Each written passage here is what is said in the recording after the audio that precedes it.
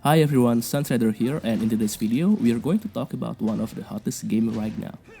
Tower of Fantasy. Download now. To me, this game is still in between leaving the image of Genshin Impact's copycat and leaving a great impression on people who are looking to try the game, or simply want to let go of Genshin Impact's gacha system. Without any further ado, let's go to the video.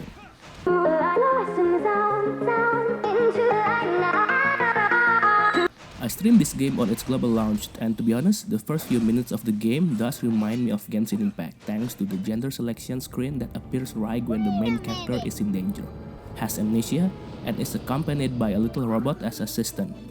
Luckily, in this one, Mia isn't the one who do the talking for us. A few minutes into the game, I couldn't help but feel that the initial quest pace was kinda slow and got me bored. I forgot how Genshin Impact's initial quests look, but I think they were doing a better job in making their quests feel faster. Expectedly, the quest is that kind of introductory thing where you were given a quest and get to explore the region, a small fraction of the game's features. At a glance, I felt like nothing new except the fact that sprinting costs no stamina and gliding has a cooldown now. Good thing that their weapon system is a solid concept that needs more tweaking along with its combat mechanic to set the difference between Tower of Fantasy and its main competitor. While the weapon/persona, I'd like to call it persona because it could change and embody the character of a weapon, system presents something new to this genre. It needs some adjustment and fixing to do given when the elemental charge is full.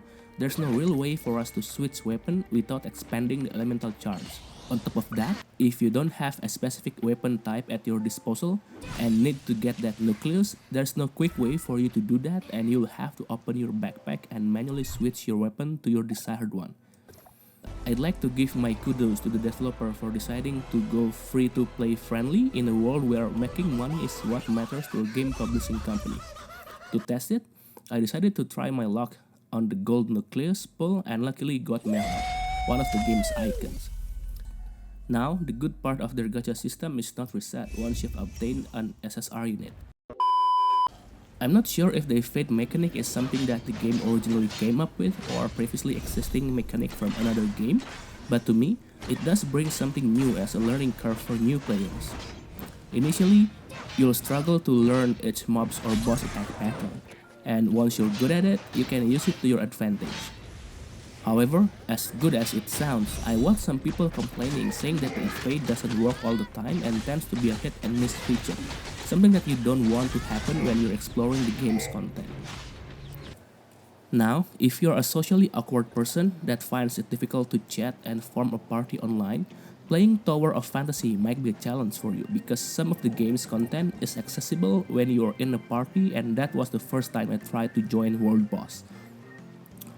Initially, I tried to avoid that boss content because first, it takes a lot of energy for me to connect with people and form some sort of mutual understanding, and second, I didn't know what the people were talking about in the world chat. I mean, there were a lot of messages with people asking to be invited to a party for a boss, but what boss? Another factor why I didn't bother to try the multiplayer content was that some of the UI looks like it was made for PlayStation 2 games and simply doesn't have the clarity to bring out the desired information for users as well as the guide on what to do and contentification. But as a content creator, I need to explore the game thoroughly in order to give a thorough point of view of the game, and with that being said, I dared myself and tried to form a party to fight Robark, one of the world bosses in Tower of Fantasy.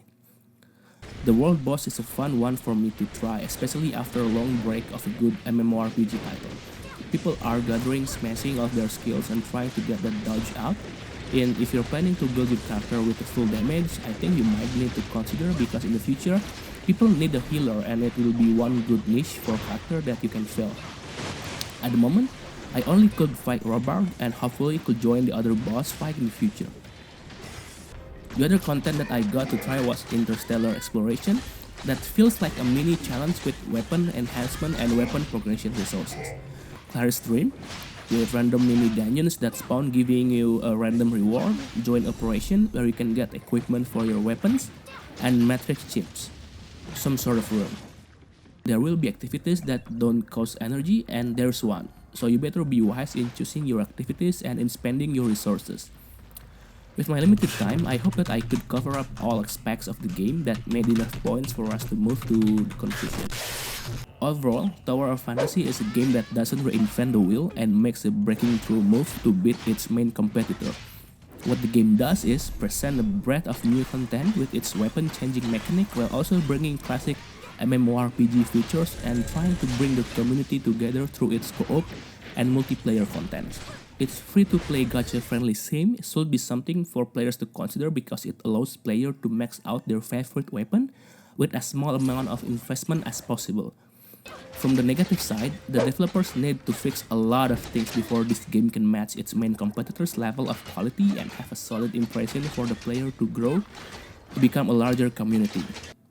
But if you're new to the genre or looking to try something different, this is something that you definitely can check. Thank you everyone for watching the video. Make sure you subscribe for future content, like the video if you like it, dislike the video if you don't like the video, and see you on the next videos.